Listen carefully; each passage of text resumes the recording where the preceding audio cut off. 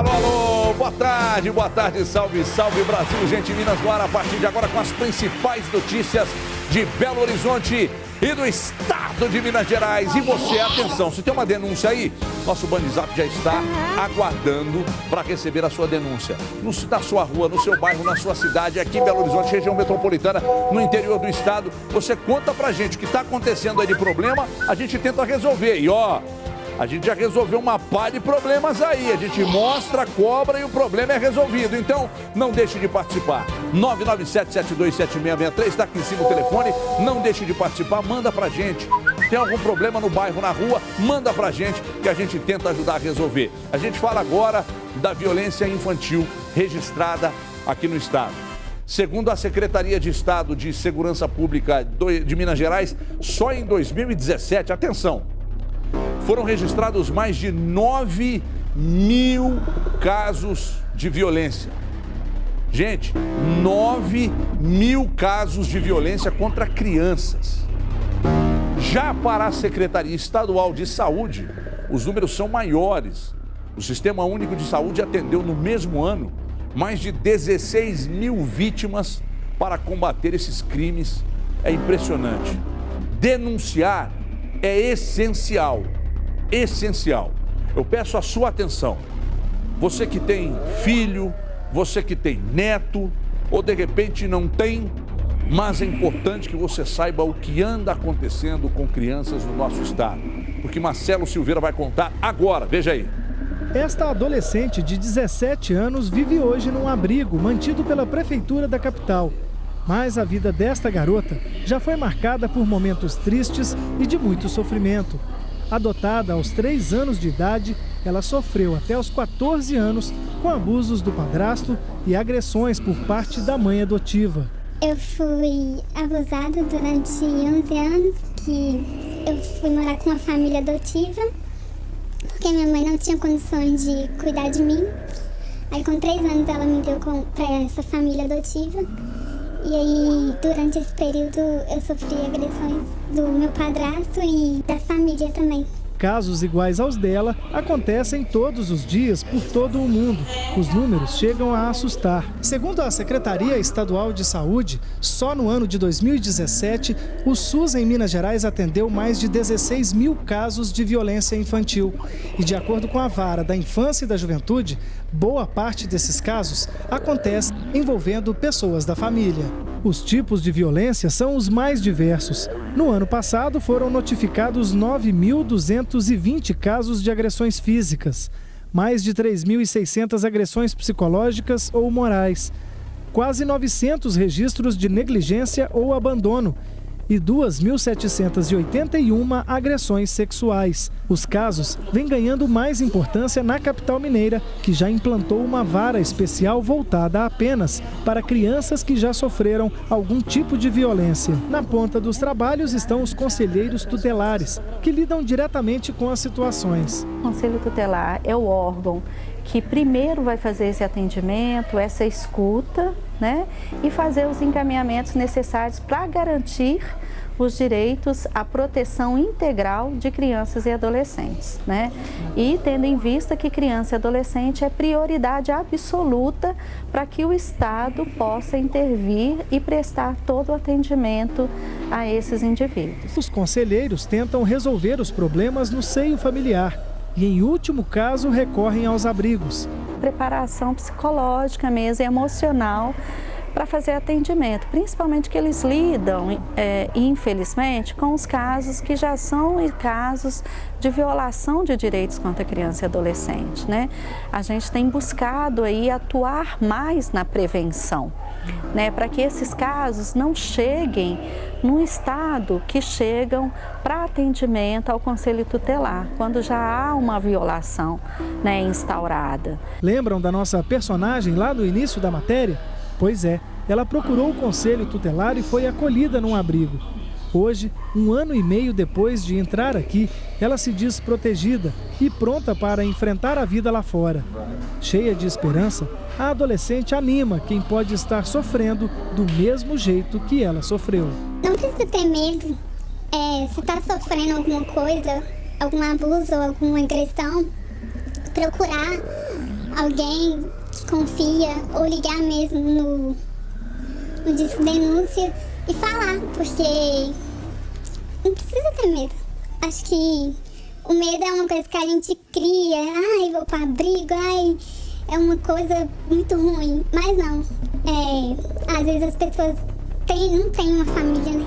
E aqui realmente a gente encontra pessoas que amam e cuidam da gente.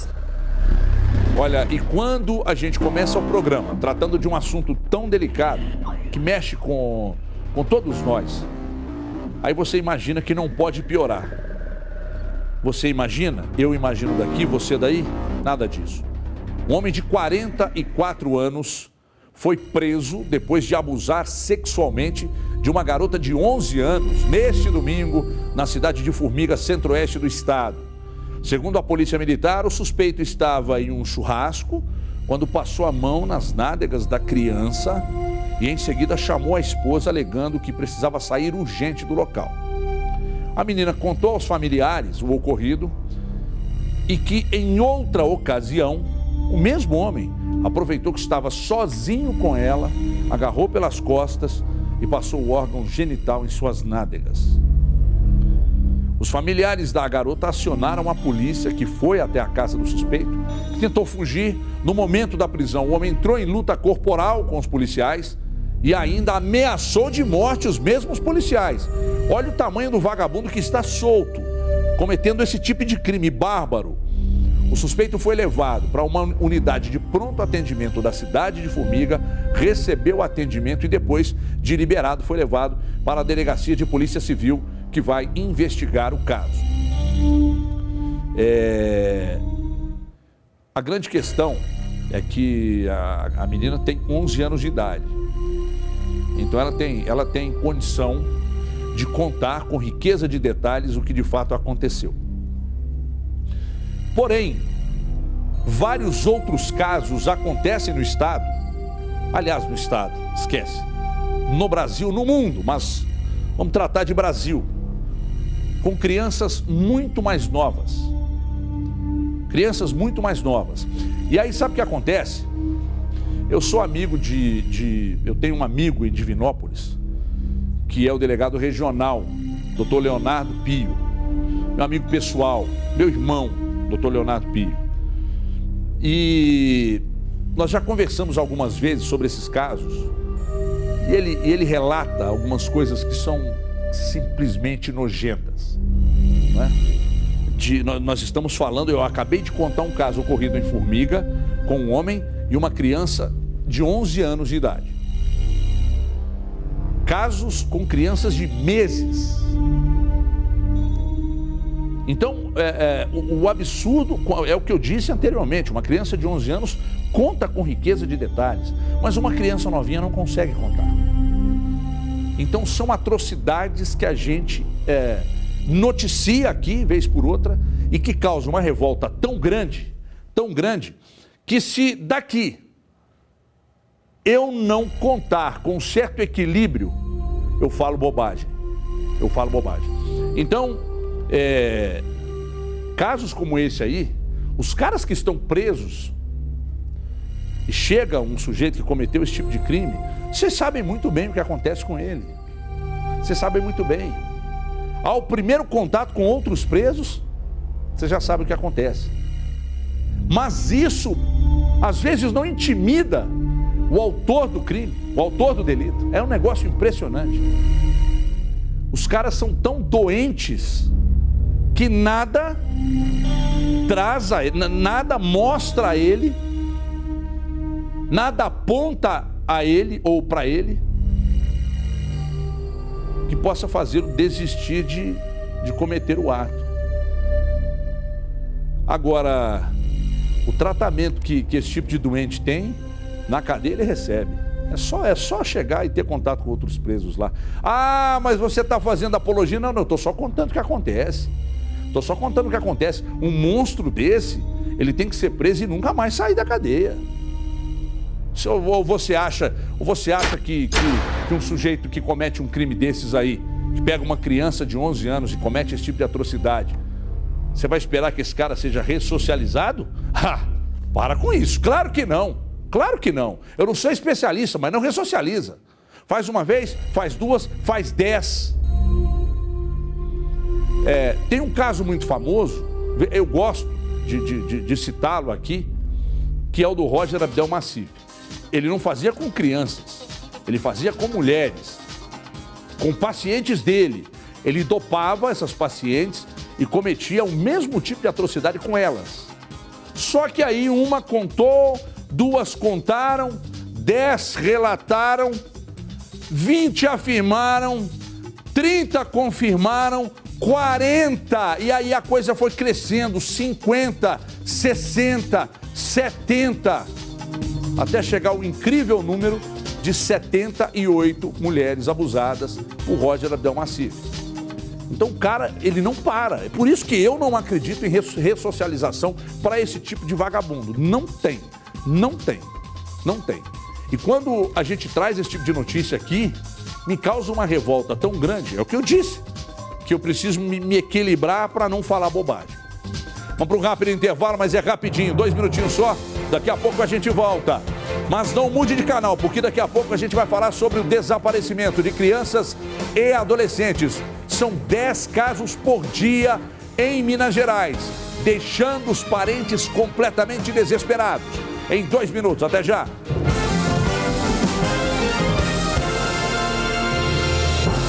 Muito bem, estamos de volta com o Brasil Gente Minas na tela da Band. Já convidei e vou convidar novamente. Nosso Band Zap está à disposição. Você pode participar, enviar para nós aqui o problema na sua rua, no seu bairro, no seu condomínio, na sua cidade. O importante é que você conte com o nosso apoio através do 997727663, está aqui no alto. Portanto, não perca a oportunidade, você pode se tornar um repórter em potencial. Bom, a gente falou no início do programa sobre violência infantil e o desaparecimento também é um grave problema. No ano passado, 10 crianças e adolescentes desapareceram por dia. Gente, por dia. Não é 10 no ano, não, 10 por dia. Falta de notícias, um sofrimento tremendo para os parentes. Marcelo Silveira conta. Atenção, veja aí. Dados da Secretaria de Estado de Segurança Pública mostram que, em 2017, a média era de 10 menores desaparecidos a cada dia em Minas. Considerando criança um menor de 12 anos, ou seja, até 11 anos, a gente vê uma vulnerabilidade maior em razão da própria situação da idade, ou seja, ela não tem ainda uma vida social, ela não tem ainda ali uma liberdade tão ilimitada de ir e vir. O adolescente, na verdade, já existe aí uma exposição maior, no sentido de que ele já busca hoje as redes sociais, né? Ele já tem uma vida iniciada social. Os casos de desaparecimento de crianças e adolescentes, eles têm que ser notificados de imediato. O que é o desaparecimento? É a quebra da rotina.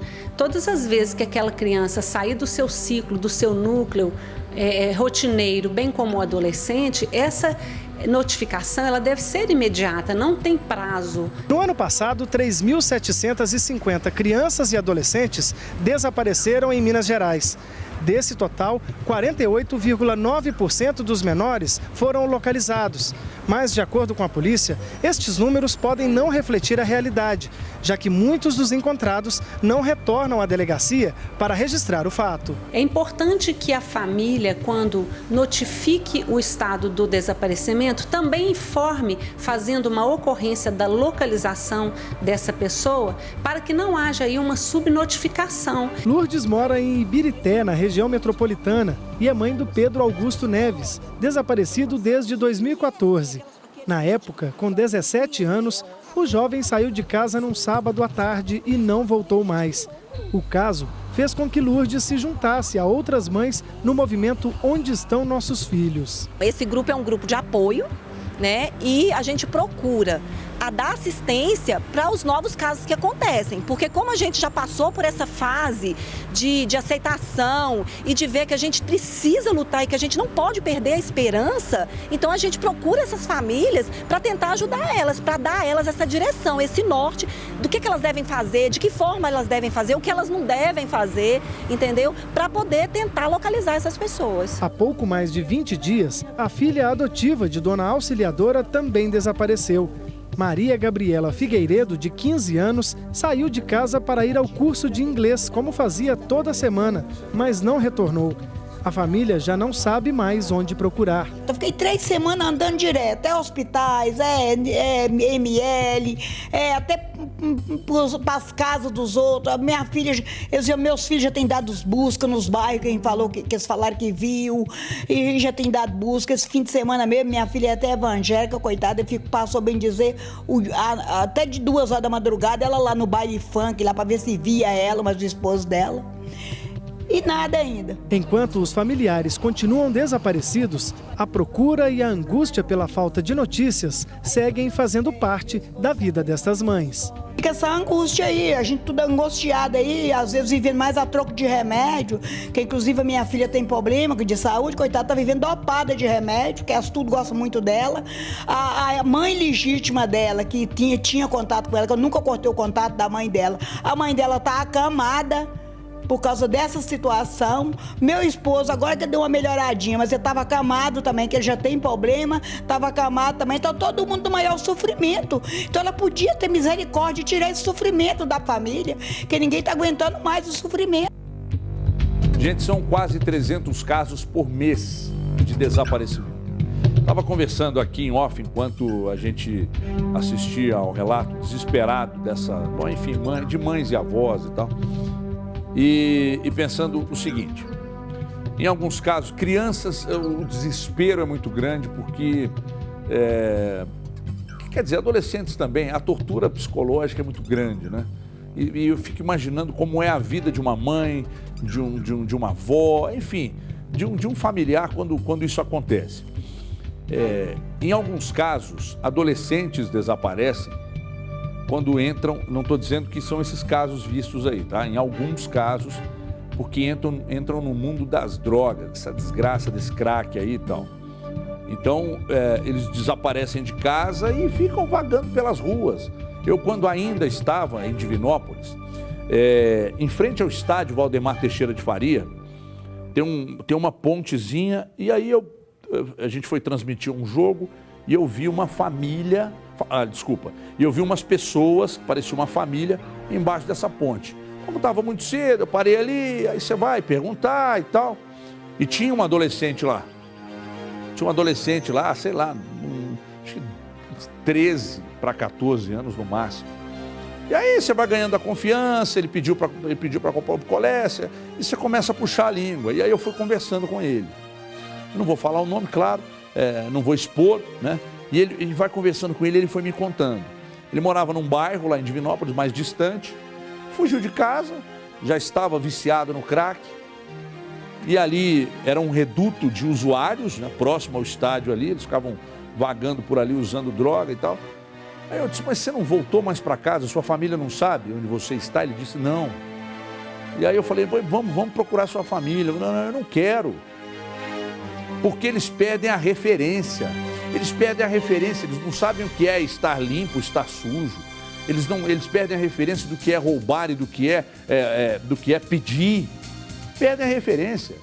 E ali você vai conversando e ele vai contando, e o desespero de quem está ouvindo vai só aumentando, né? Tinha uma filha, a minha filha ainda era uma criança, e aí, de 3 anos no máximo, 3, 4 anos, e aí você começa a olhar para dentro de casa, né?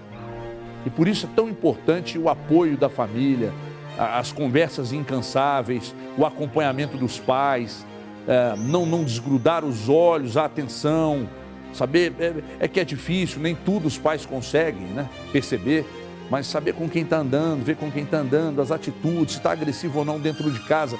Qualquer sinal pode indicar algum problema. Mas nesse caso, especificamente que eu contei aqui, esse adolescente disse que não voltaria mais para casa. Todo sujo, os dentes todos estragados já pelo uso do crack. E ele falou que não volta para casa, que dali ele me dizia que ele já esperava que dali ele fosse para o cemitério ou para a delegacia, porque ele, para manter o vício, ele roubava, né? Um adolescente, veja vocês. Então, é um dos problemas que afligem e que atingem essas famílias que nós mostramos aí. Crianças, por vezes, são raptadas, né? Mas alguns adolescentes, uns fogem, porque às vezes vai dar namorado, alguns até para prostituição e tal, mas alguns para o uso de drogas. E aí fica o desespero da família, né? Fica o desespero da família. E aí vendo essa avó falar, vendo a mãe anterior também, na matéria anteriormente falando, o desespero é muito grande. É uma preocupação muito grande. E mesmo com o empenho do Estado, é uma preocupação muito grande com essas famílias aí, porque elas sofrem muito com essa situação.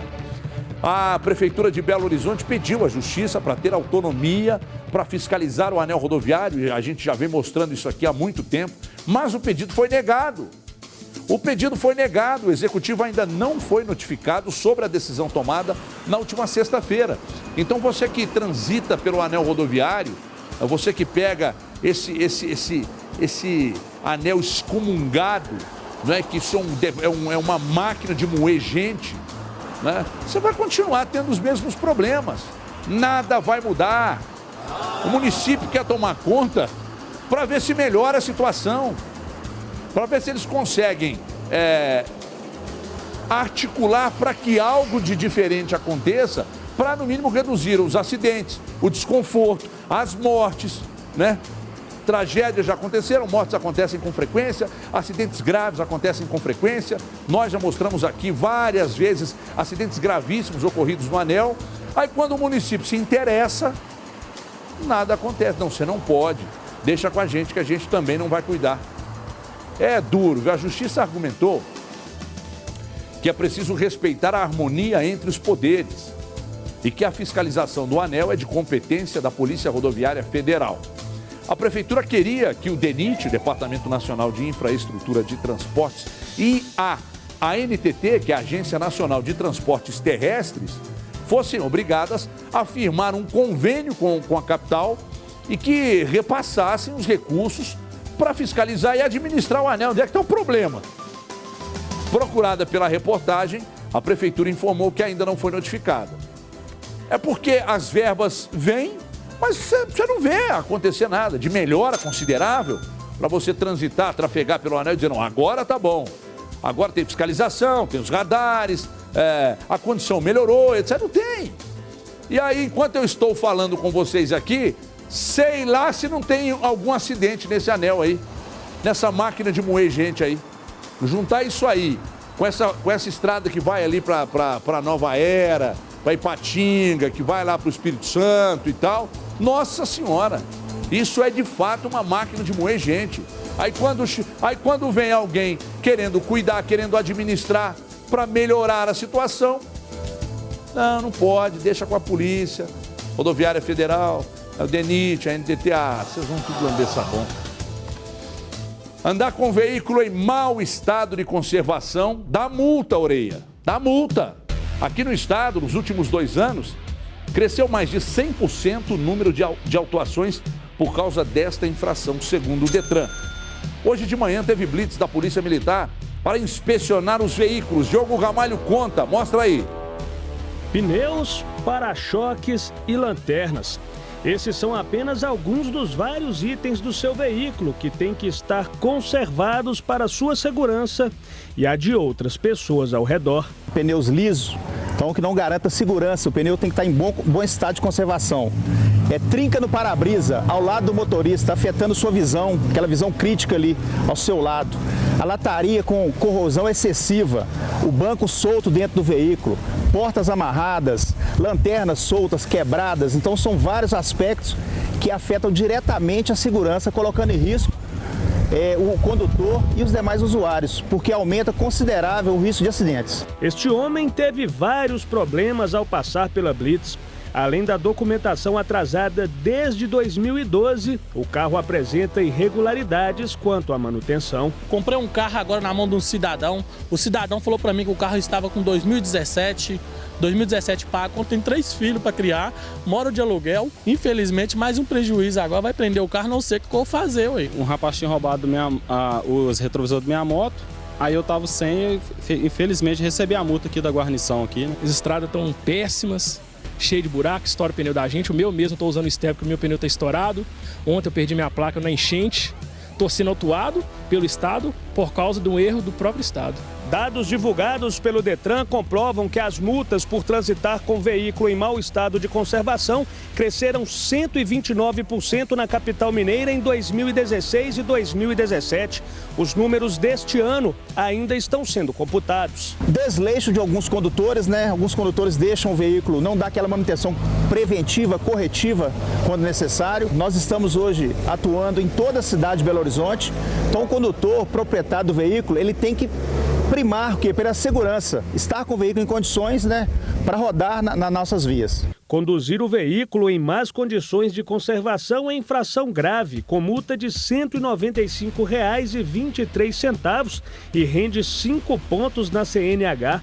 Valdemir é dono de uma empresa especializada em restauração de veículos. Ele concorda com o tenente da Polícia Militar quando afirma que manutenção preventiva é a melhor maneira de evitar multas e acidentes. Se ele vê algo de alteração no seu veículo, por exemplo, né, o pneu careca, ou até mesmo alguma coisa surgindo na pintura do carro, que seria maresias, né, alguma lanterna quebrada, eu acho que é a hora dele procurar um profissional da área, né, ou da confiança dele para estar fazendo esse reparo. De 10 mil quilômetros, né, rodado, já é um ponto dele já começar a olhar isso aí, porque a partir daí já começa a acontecer alguns problemas já. Quem ignora os conselhos da polícia e de especialistas e ainda passa direto pela blitz, acaba assim, parado às pressas por causa de um pneu careca e autuado de acordo com o Código de Trânsito Brasileiro.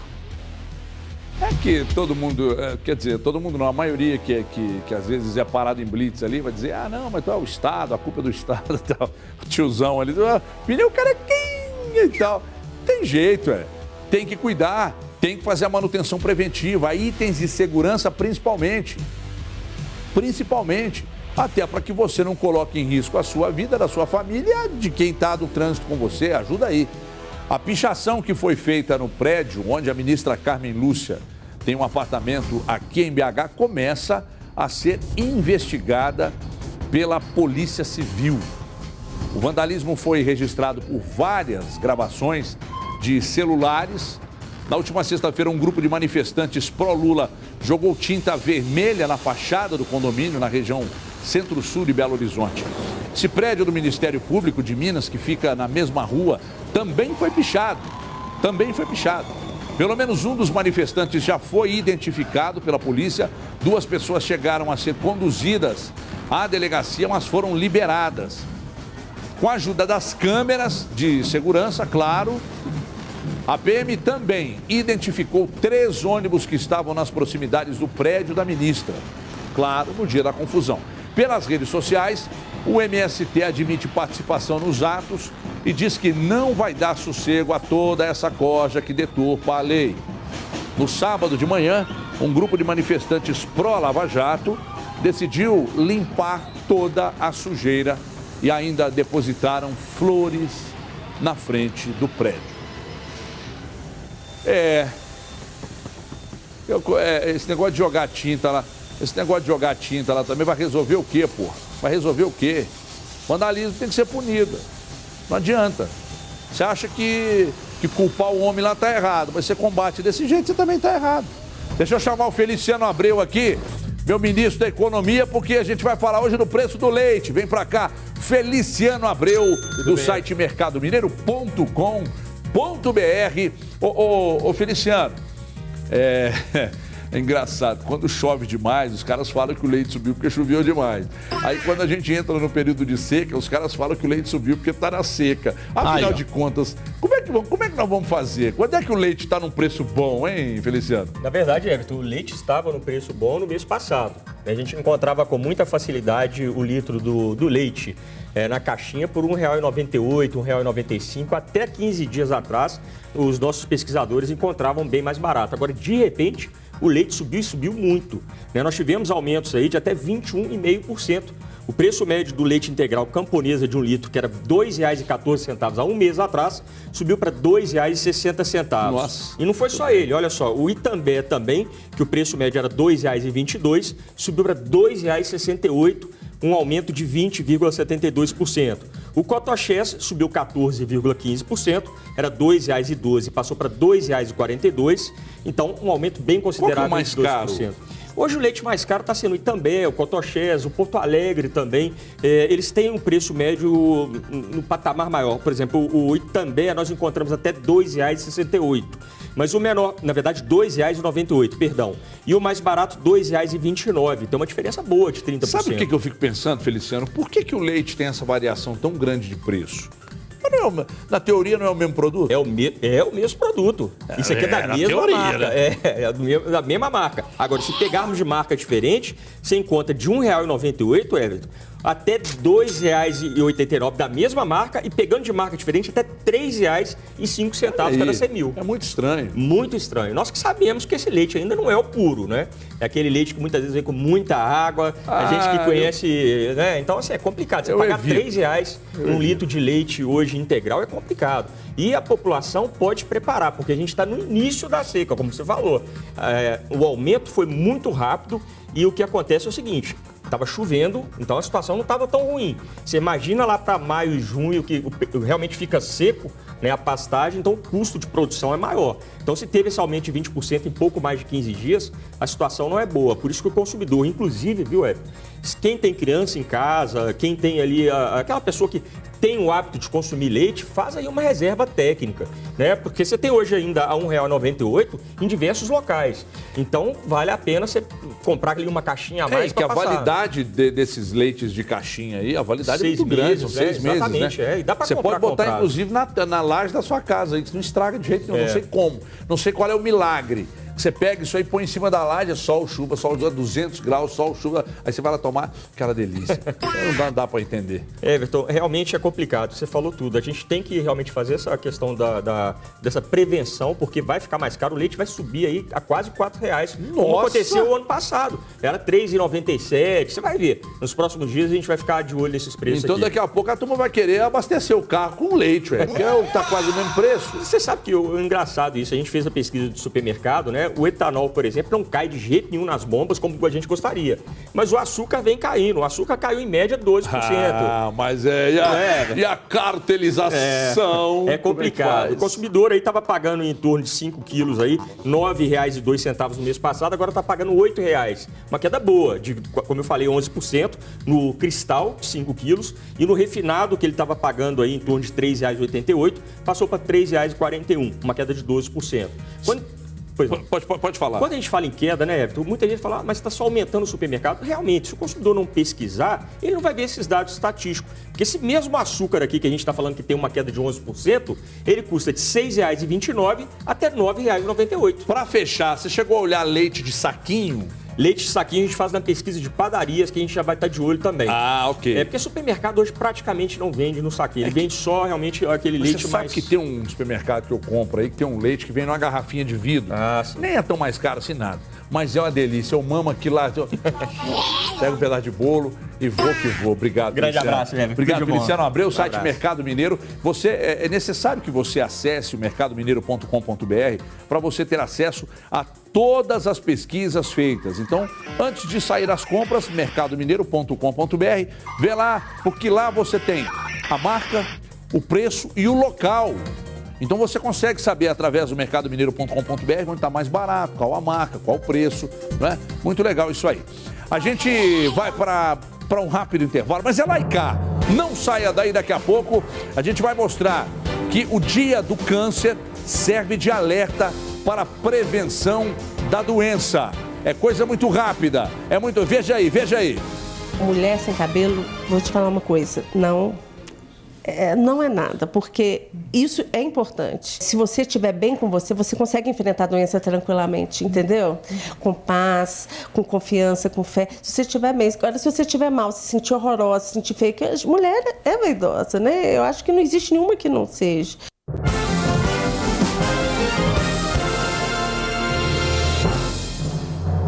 Estamos de volta com o Brasil, gente. Minas, agora com notícia boa, né? Várias notícias ruins. Aí a pesquisa de preço agora do Mercado Mineiro para dar uma aliviada. E agora a notícia boa. A partir desse mês, a Rede SUS, do Sistema Único de Saúde, irá ampliar o atendimento dos serviços, do serviço de atenção domiciliar com a contratação de 105 profissionais de diversas áreas da saúde. Pacientes que não têm necessidade de ficar internados em hospitais e se adequarem aos pré-requisitos necessários serão tratados em casa, mas isso é muito legal. Isso é muito legal. Diogo Ramalho explica melhor. Veja aí.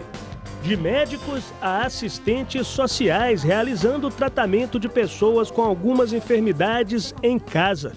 Esse é basicamente o trabalho realizado pelo SAD, Serviço de Atenção Domiciliar, e que a partir deste mês fica maior, com a contratação de mais funcionários. Hoje nós estamos com 12 equipes do EMAD, que é a equipe multiprofissional, multidisciplinar de atenção domiciliar, e uma equipe que a gente chama do EMAP, que é a equipe multidisciplinar de atenção domiciliar de apoio. Com a ampliação, nós vamos passar então para 24 equipes de EMAD e 8 equipes EMAP. O objetivo principal do EMAD é a deshospitalização e o atendimento domiciliar dos pacientes que têm maior complexidade, né? A gente chama aí de uma complexidade intermediária. De acordo com a Secretaria Municipal de Saúde, o número de beneficiados pelo programa irá subir de 10 mil para mais de 15 mil por ano. E todos os solicitantes serão atendidos. Nós fazemos então o cuidado em rede com a equipe de saúde da família de todos os centros de saúde. Então nós temos também outra grande forma de vinculação e de discussão de caso para entrar então para o cuidado do EMAP, do EMAD, é a própria equipe de saúde da família, que discute os casos com essa equipe, também como uma porta de entrada para esse cuidado no domicílio. Recebem esse tipo de atendimento de saúde domiciliar pacientes como o seu João, que não necessitam de internação, mas precisam de cuidados especiais.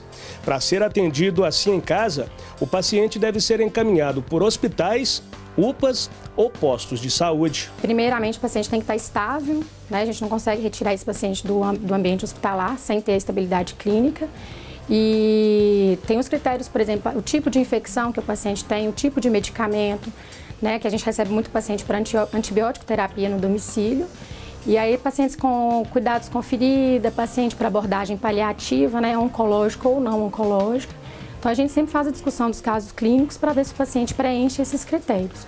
Um ponto muito importante também é a presença do cuidador efetivo quando ele tem essa indicação. Então, se o paciente precisa do cuidador, a gente não consegue acompanhá-lo se esse cuidador não for efetivo. O paciente ele tem que ser abordado tanto da forma física, né, que a gente aborda a questão clínica, mas também da parte social, a parte psicológica e a parte até emocional desse paciente. Então a gente aborda ele como um todo, né? Então a gente tem uma tecnologia mais barata que a gente usa no domicílio, mas com toda a segurança e qualidade da assistência que esse paciente teria no hospital. O seu João vem de um quadro crônico, né, de várias internações prolongadas, e isso, devido ao encaminhamento hospitalar, ele veio para a gente acompanhar ele no domicílio para o acompanhamento clínico e tratamento de feridas também. Seu Antônio tem 85 anos e em dezembro de 2017 foi diagnosticado com mielite transversa, doença que o deixou de cama desde então.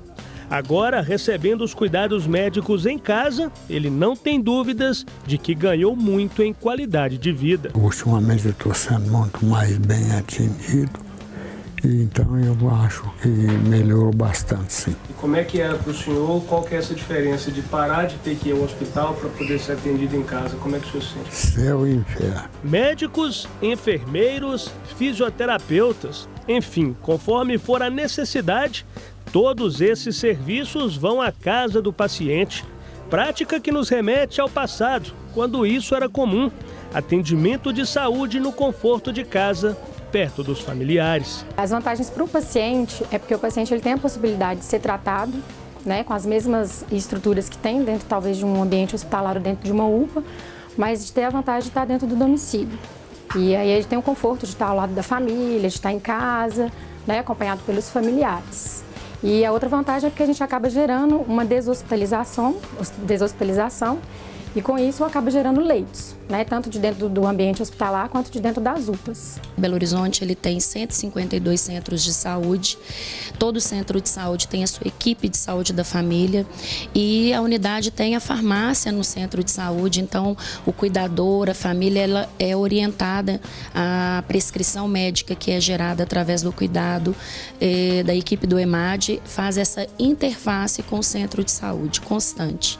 Então todos os medicamentos, material de curativo, tanto a própria equipe do EMAD também possui, né, esses materiais necessários para o cuidado ao paciente, quanto é acionado então o centro de saúde para realizar responder todas as necessidades dos nossos usuários.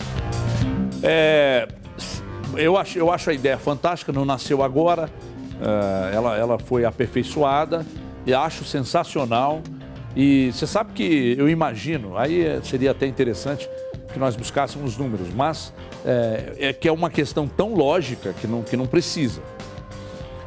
Muitos casos, claro que é necessário que se adequem aos pré-requisitos necessários, né? Não é qualquer caso que vai receber tratamento em casa. Mas, em alguns casos, esse atendimento em casa, ele pode funcionar também como uma medida preventiva para o não agravamento da situação e, com isso, o Estado gastaria menos, né? Gastaria menos. É um investimento que é feito nas equipes que visitam as casas e tal, mas funcionaria também, né? Esse atendimento em casa, o paciente fica mais à vontade. Eu acho que deve ser, eu vejo que deve ser até melhor para a recuperação do paciente. O próprio paciente. Seu João, obrigado por ter falado com a nossa equipe aí. Grande abraço ao senhor. Firma aí, fica firme aí. Mas é o próprio paciente, né? Atendido em casa, a família ao lado. Se bem que tem umas famílias também que é até pior, né? Até pior. Aí é melhor que ele nem vá para casa, fica no hospital. Mas enfim.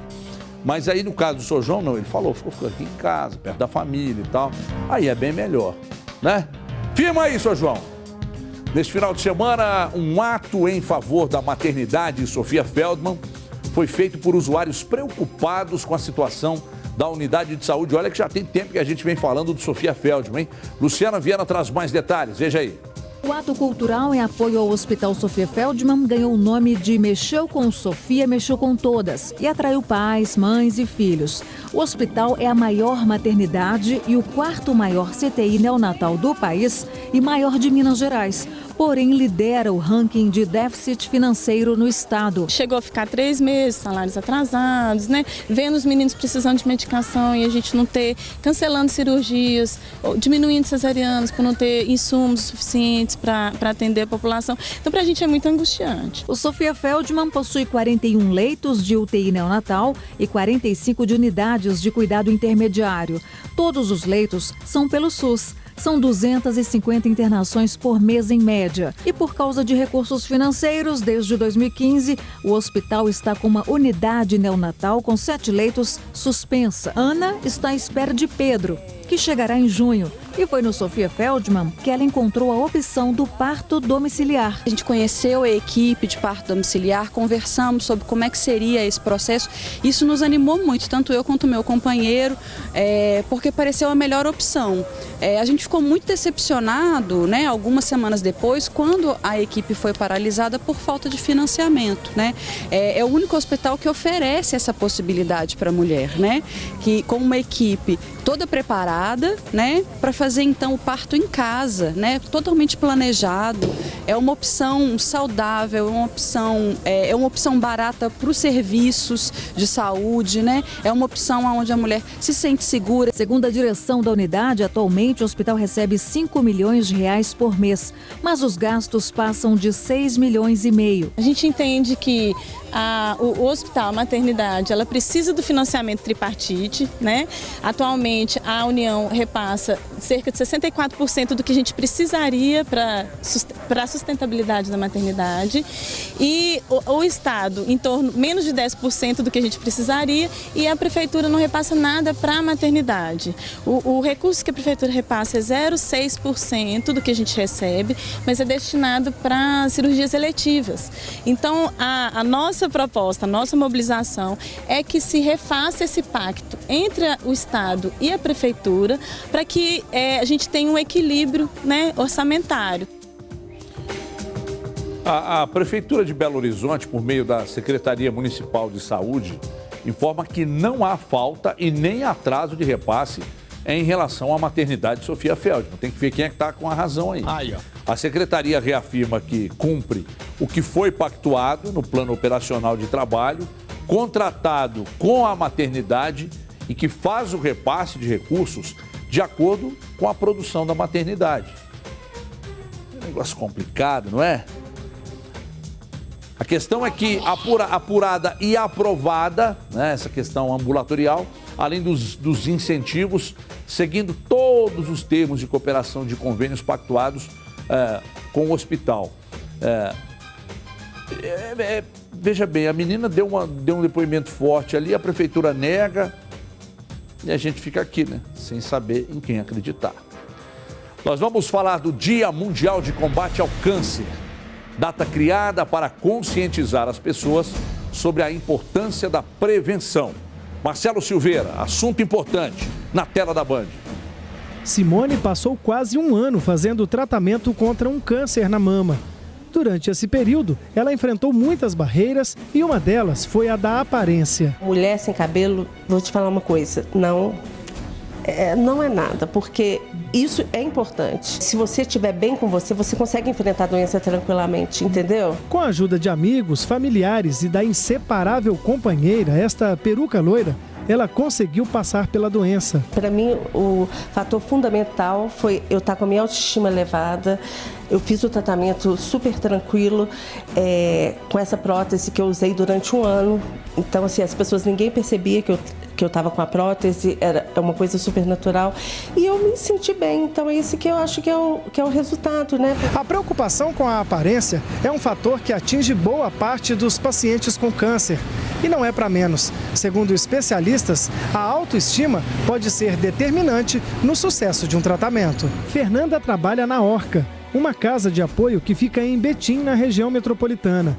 De acordo com ela, a organização recolhe mechas de cabelo que irão virar perucas a serem doadas aos pacientes sem condições de comprar. Hoje nós recebemos as doações dos cabelos, a gente pede que o cabelo seja acima de 20 centímetros, que ele seja amarrado antes de cortar, que esteja seco, enrolado num papel de jornal. Aqui eles fazem todo um processo de separação, para poder confeccionar as perucas, não só a confecção de perucas novas, mas também a reforma das perucas usadas, né? E a gente incentiva aquela pessoa que não precisa mais da peruca, que ela pode servir para outro paciente. Todo o material recolhido por lá vem parar nas mãos da Ana, que há 31 anos trabalha confeccionando perucas.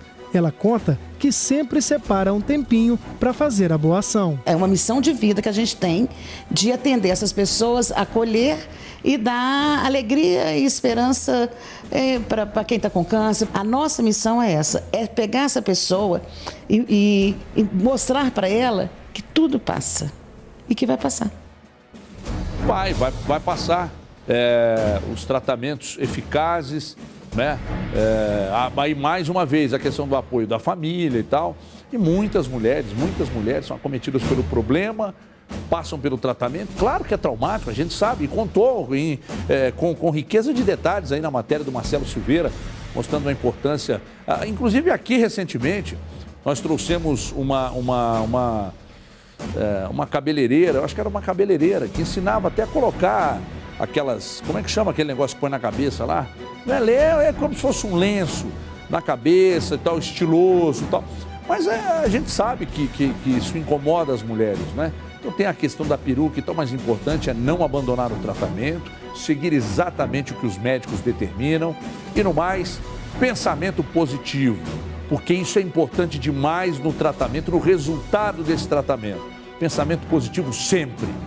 2 motociclistas morreram depois de bater contra um caminhão-tanque em uma rodovia que liga o estado de São Paulo a Poços de Caldas, no sul do estado. De acordo com a polícia militar, rodoviária, claro, eles perderam o controle das motos em uma curva, invadiram a pista contrária e bateram de frente com o caminhão. João Marcos de Oliveira, veja aí.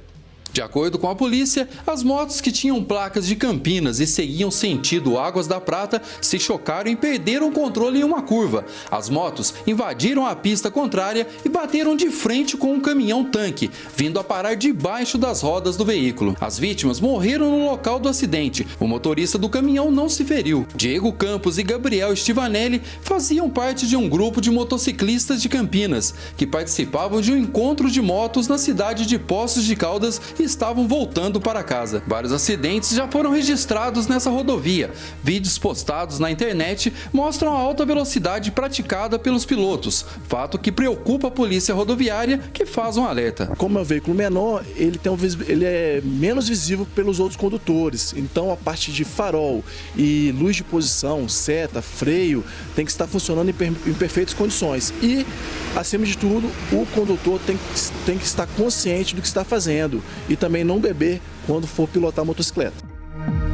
É complicado, hein? Mas o que tem de motociclistas que abusam da velocidade nessas motos aí também, essas motos esportivas, um negócio cabuloso. Ó, a gente vai embora hoje, amanhã e quarta-feira, Liga dos Campeões na tela da Band, mas quinta-feira a gente tá de volta com o Brasil, gente, Minas. Boa semana, tchau, pessoal.